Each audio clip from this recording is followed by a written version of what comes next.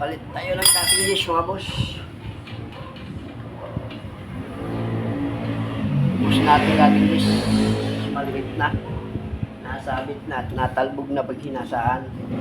Hindi na rin magandang kalabasan ng hasa pag ganito nakaliit. Maliit. Kaya kailangan palitan ng bago. So ipapalit natin bago, malaki. Kasi bukas linggo, sigurado ako madami na naman customer. Kumanda lang ang malaki. Para pag-gising natin, hindi natin nagpapalit. Baka pag-gising natin sa umaga, nakapila na yung lagari, tapos malit at ating desk, matatambakan tayo. Maganda ngayon pala ang hapon na papalit na tayo. Kasi meron din dumating na lagari, dalawa.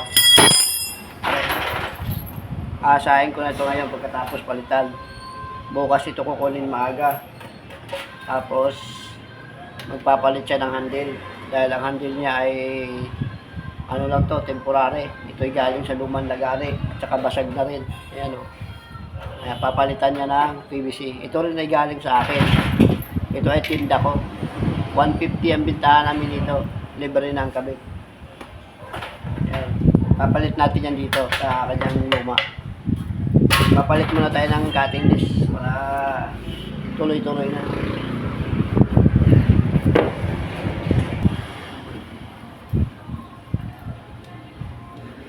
Kali mga boss, ang pinakamahalaga pag-aasa ng lagari. Kailangan ang cutting dish na kinakabit mo ay hindi gumagaywang, hindi tumatalbog. Kailangan pulido siya, 0-0 ang ikot. Para pag magkasa ka ng lagari, hindi siya hindi siya tatalbog. Maganda ang tama pag tuwidan na. Tuwid ang cutting dish. Pero hindi talaga maiwasan, may mga lagari, mga cutting dish din na bingkong kung tawagin. Hindi pantay ang kanyang ikot. Ang ginagawa doon, ginagawa nila ng paraan. Inaalay na lagi.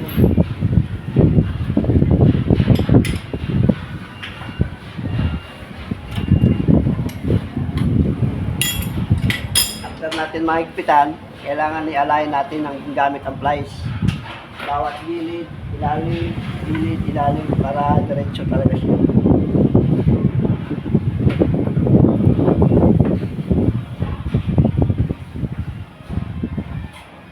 Kaya, unting sabit, umabit siya, ibig sabihin, hindi siya pantay. Kakatupin mo lang yung sa harap, sa tapat.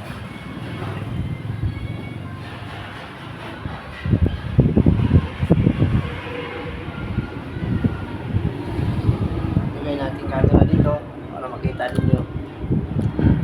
Kaya mga boss,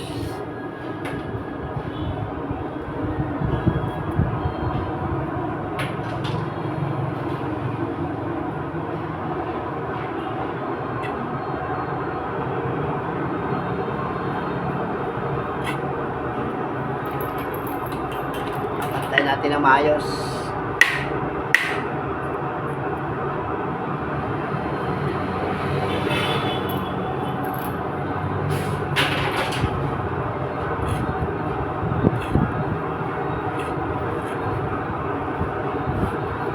Tapos lalagyan mo ng tanda kung saan yung lagi nasabit. Ayan.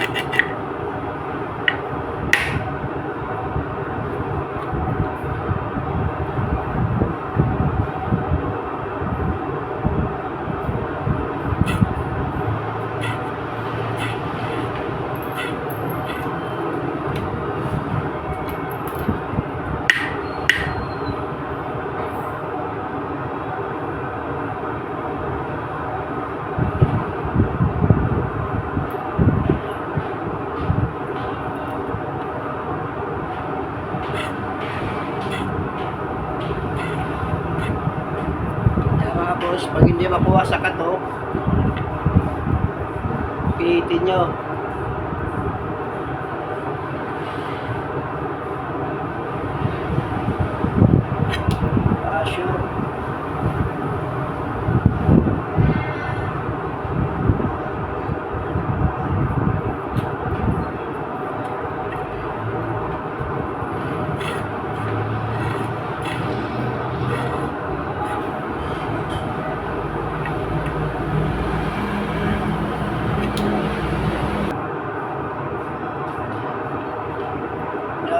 medyo okay na. So, ilalim na naman ang ating papantayin. Sa pagpantay sa ilalim niyan, madali lang. Nandiyan, Gir.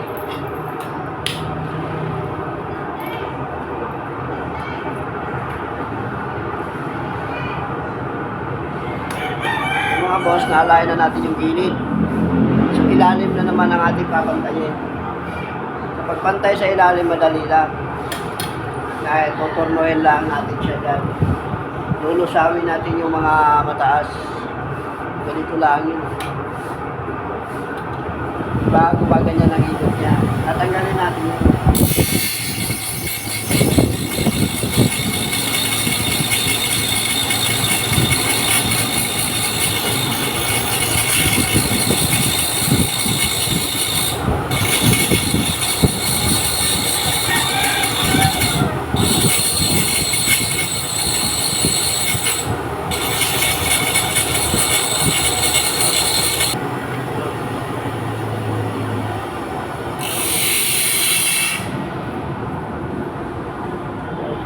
Pantay na ang ilalim niya.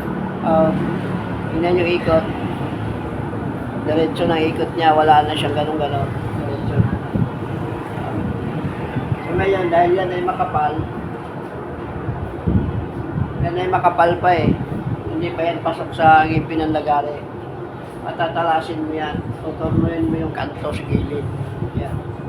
Para manipis yan. Kumbaga, tataliman mo siya. Tuturno ka lang ganyan.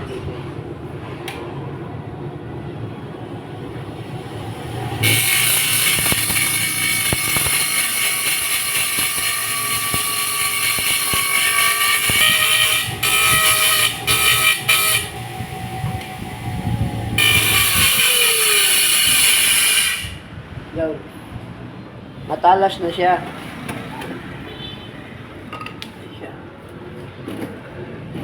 Matalas na yan siya mga boss.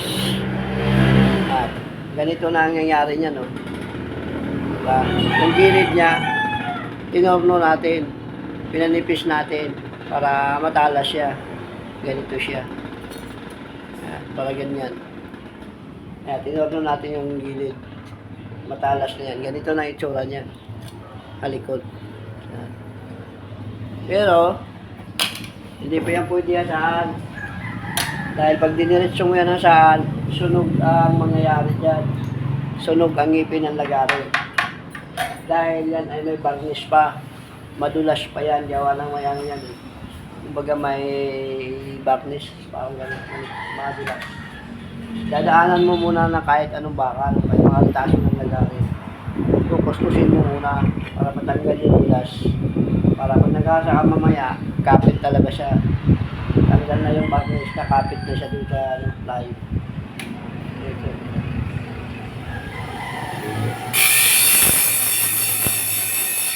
Hanggang sa umapoy na siya ng maigi.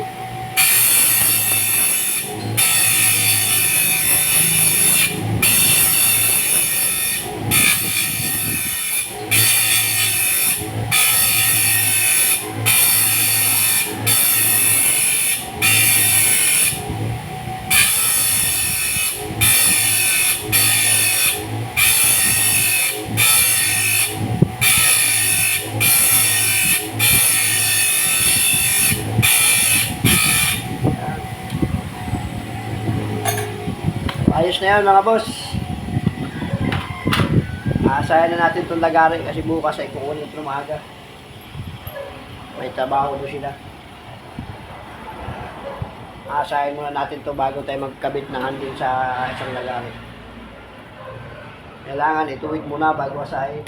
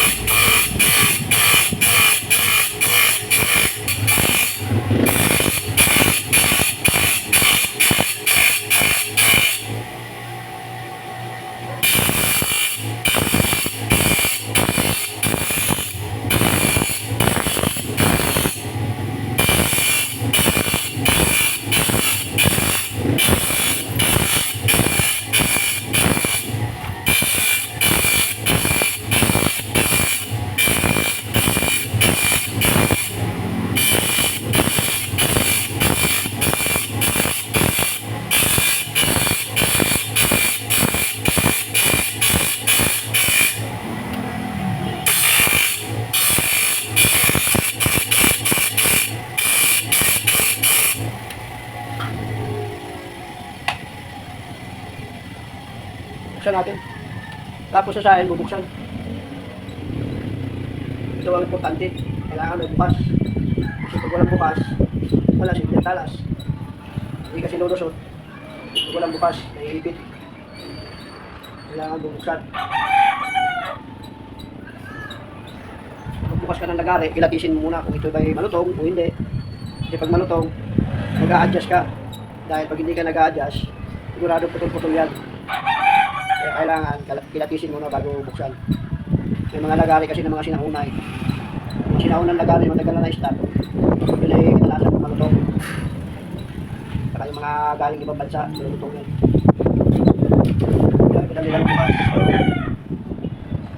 Kita nyo. Iba na. May daan na pinakagitna. Bago natin nasahin ng final. Nasahin mo natin.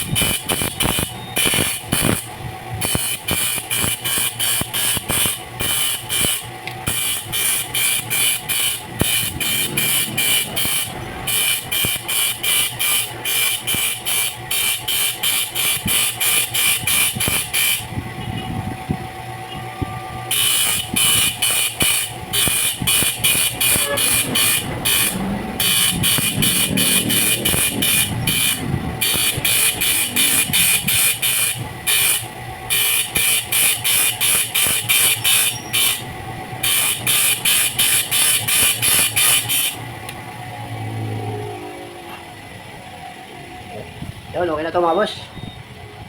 Proceed na naman tayo dito sa isa. So ito.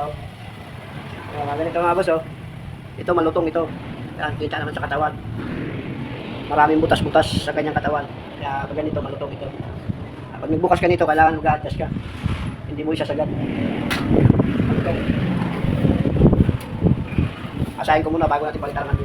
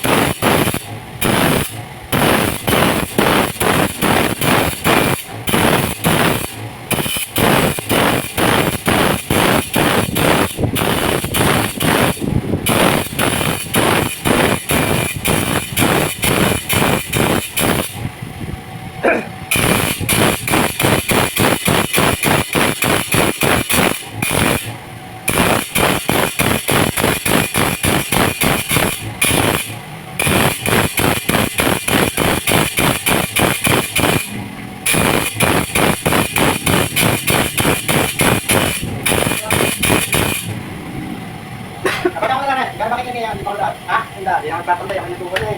Tindahan ako. Kapag ako na lang, punta ako sa cemetery. Sige. Nakapapantay kaya madalo lang ako pag nakaparaktakan. Pahiga na. Ha? Pahiga na sa banday. Uy, nasa kanila ng tabong. Oo ba, maganda yun.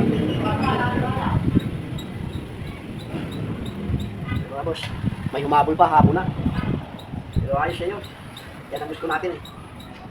Kahit hanggang gabi dito ay natanggap ako. Babawi tayo at ilang linggo tayo walang kita gawa ng ulan. Ganyan kita may kumalating, tatanggapin natin.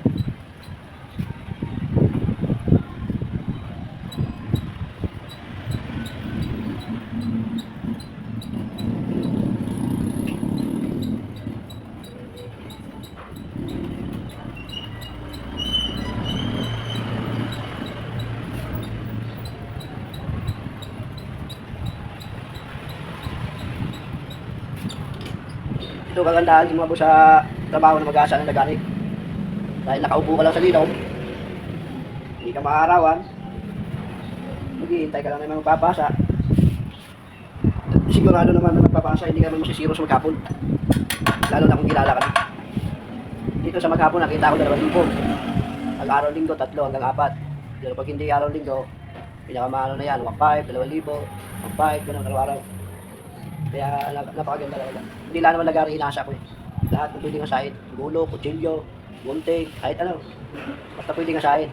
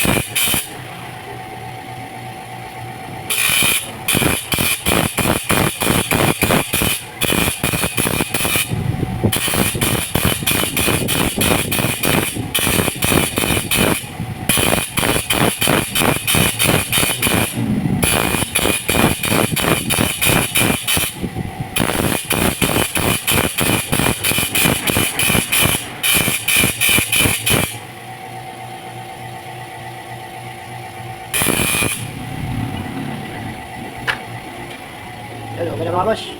Mamaya ko nakakabitan ng handle to, unahin ko lang ito. May pinuntahan lang, babalik agad yun. Ito naman ay bukas babalikan. Unahin ko muna itong pag-asa bago ito mapagka ng handle. Pero okay na to, tapos na natin inagad. Masahin ko lang itong dumating kayo na. Napunta lang siya ng simenteryo. Siguro nagtitirek na kanila. Kaya dadalaw sa punto.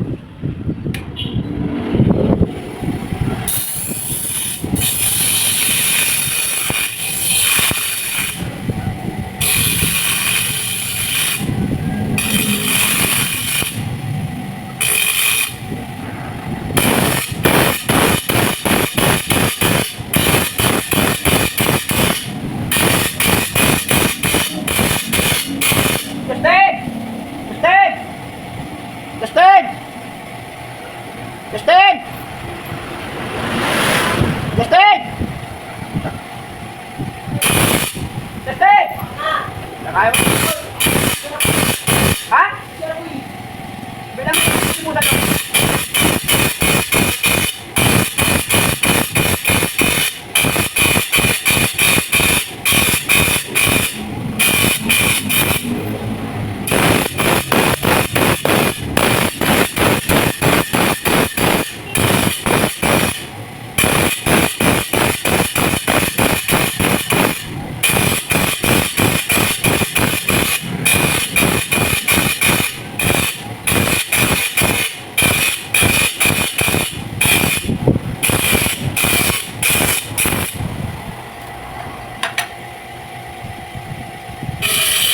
Ayan na!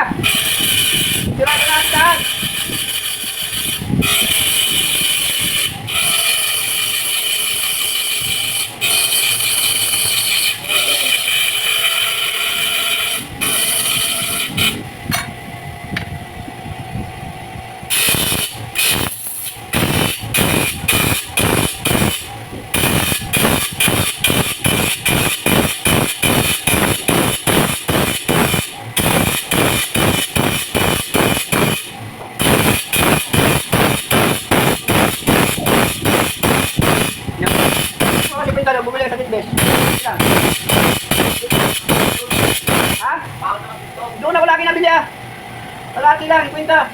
Lalayo, yes lang. Ayun lang.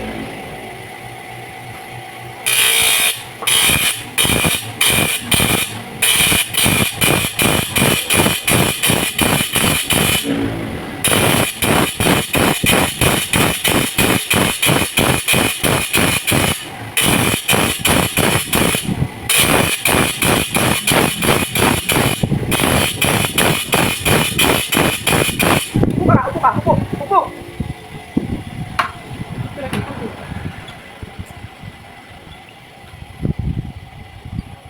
Upo ba?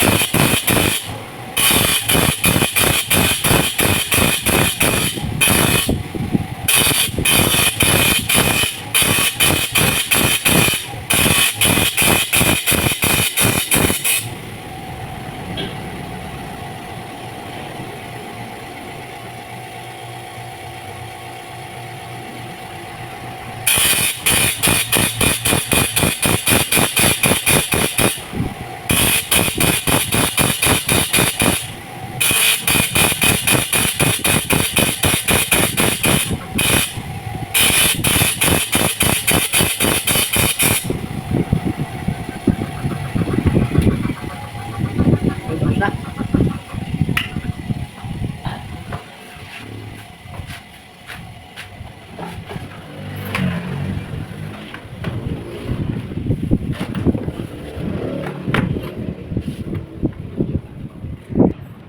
Nakabitan na natin handle yung isa. Tanggalin ko ng tornilyo para masukatan.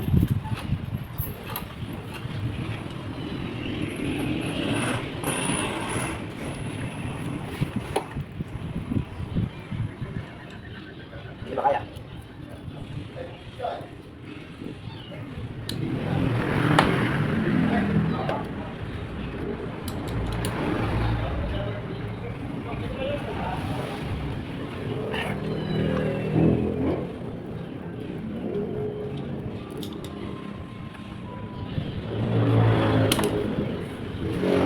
Tapos tatanggalin din natin ito.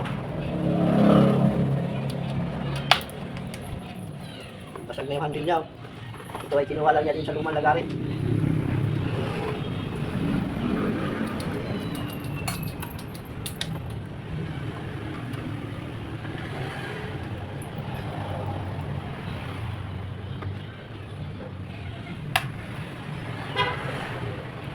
Silab na naman yata.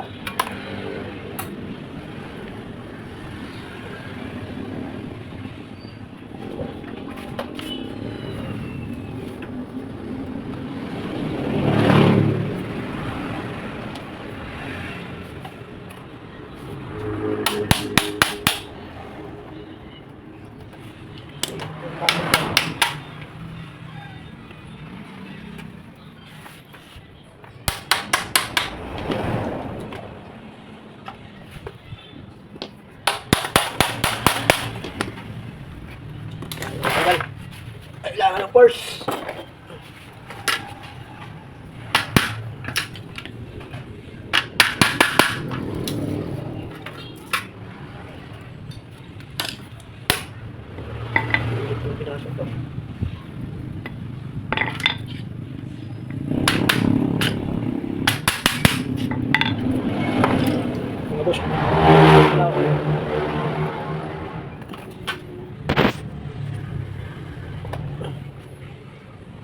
Kita ba?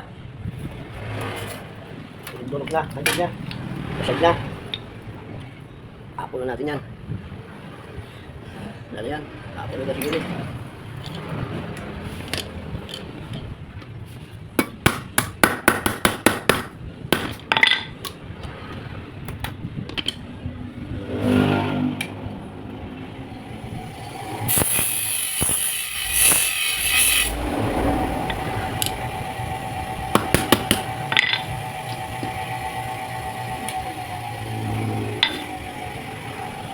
Yeah.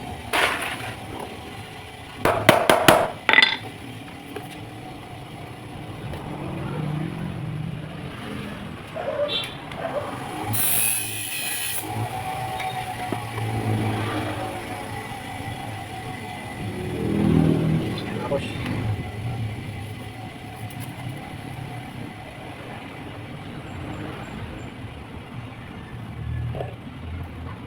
sukat muna natin. Tapos lalagyan natin ng tanda kung saan tayo magbutas. Ito na butas ng lagari. Yan o. Tanda. Ganyan na yan mga boss. Gamit natin yung pentel pen na mahaba. Ito mga boss, dahil pagpasok ng kamay dyan ay sabit yan. Alagyan mo lang ang design yan. Ayan. So, ganyan na kalabasan yan. O diba? Ganyan lang. Ganyan lang. So,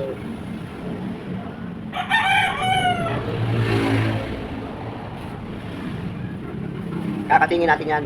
Yan o. Kakatingin natin to. Yan. Ganyan ang design. Kita nyo? Yan. Para pagpasok ng kamay, hindi siya sabit. Wala na ito eh. Butasan mo muna mga boss. Butasan muna natin.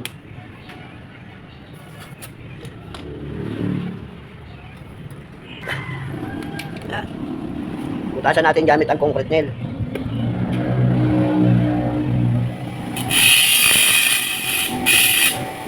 Yan. Gamit ang concrete nail, bubutasan natin. Hawak natin ang pliers. Ganyan lang. Ito yung tanda natin ha. Ayan yung tanda natin. Papabot lang natin. Nakita nyo ba ganyan? Ito yung tanda natin kanina. Ito yung marker.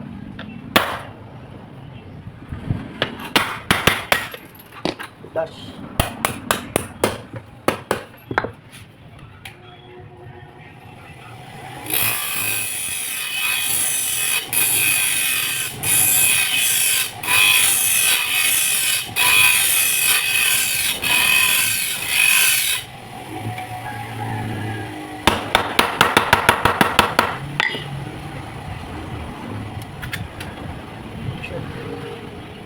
Kabila na naman.